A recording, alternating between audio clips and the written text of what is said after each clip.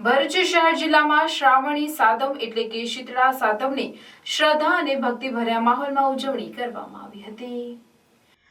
શ્રાવણ માસ એટલે વ્રત, તહેવાર અને ઉત્સવોનો માસ। શ્રાવણ માસમાં પાંચમ, છઠ અને સાતમ ત્રણ તહેવારોનું ઝુમખું, જેમાં રાંધણ છઠના દિવસે વિવિધ વાનગીઓ તૈયાર કર્યા બાદ ચૂલાની પૂજા અર્ચના કર્યા બાદ સાતમના દિવસે શીતળા સાતમની ઉજવણી કરવામાં આવે છે। શીતળા સાતમ નિમિત્તે ભક્તોએ શીતળા માતાજીની શ્રદ્ધાભેર પૂજા અર્ચના કરી ટાઢો ખોરાક આરોગી શીતળા માતાની આરાધના કરી પરિવારના આરોગ્યમય સ્વસ્થ જીવનની કામના કરી હતી। શીતળા સાતમ નિમિત્તે જાડેશ્વરના નર્મદા કાંઠે આવેલા શીતળા માતાના મંદિરે મેળા જેવો માહોલ જોવા મળ્યો હતો। શીતળા સાતમની શ્રદ્ધાભેર થયેલ ઉજવણીથી આધુનિક સેવા, મોબાઈલ, કોમ્પ્યુટરના સમયમાં પણ હજુ ભારતીય સંસ્કૃતિ પ્રત્યેની શ્રદ્ધા અકબંધ જોવા મળી રહી હોવાની પ્રતીતિ થઈ રહી છે।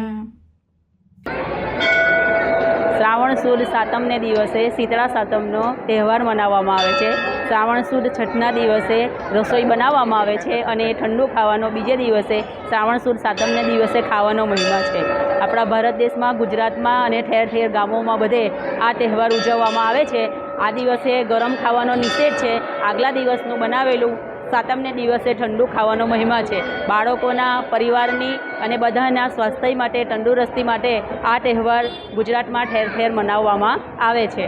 અમે પણ દર વર્ષે અહીંયા શીતળા સાતમનો વ્રત કરીએ છીએ અને ઠંડા પાણીથી નહાવાનું અને ઠંડુ આગલા દિવસનું બનાવેલું ભોજન જમવાનું અને શીતળા સાતમનો તહેવાર કરવાનો અને માતાજીને પ્રાર્થના કરવાની કે આપણા બાળકોને, પરિવારની બધા સારી રીતે તંદુરસ્ત રહે, બધાનું સંતોષકારક સારી રીતે સુખમય જીવન પસાર કરે, એ માટે માતાજીને પ્રાર્થના કરવામાં આવે છે। જય શીતળા માતા, શીતળા માતા કી જય।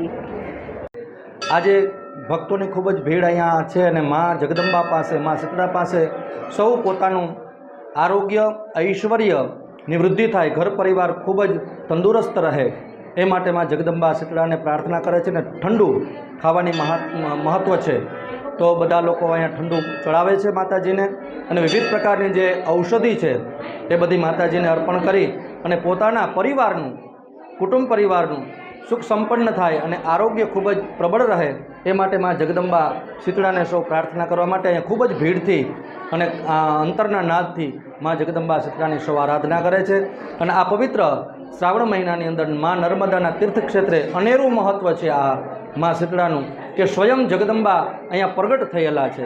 તો એ પ્રગટનું મહત્ત્વ અતિ વિશેષ બતાવ્યું છે શાસ્ત્રમાં અને આ શાસ્ત્રને અનુકૂળ દરેક ભક્તો પોતાની મનની મનોકામના પૂરી થાય માટે મા જગદંબા શીતળાની આરાધના કરવા માટે અહીંયા પવિત્ર શ્રાવણ મહિનામાં આ સુદમાં પણ આવશે ને વદ સાતમમાં પણ લોકો પોતાની આસ્થા લઈ અને મા જગદંબા પાસે આરાધના કરશે। શીતલે તું જગત માતા, શીતલે તું જગત પિતા, શીતલે તું જગત ધાત્રી, શીતલે દેવી નમો નમઃ। જય માતાજી, જય મહાદેવ, નર્મદે હર।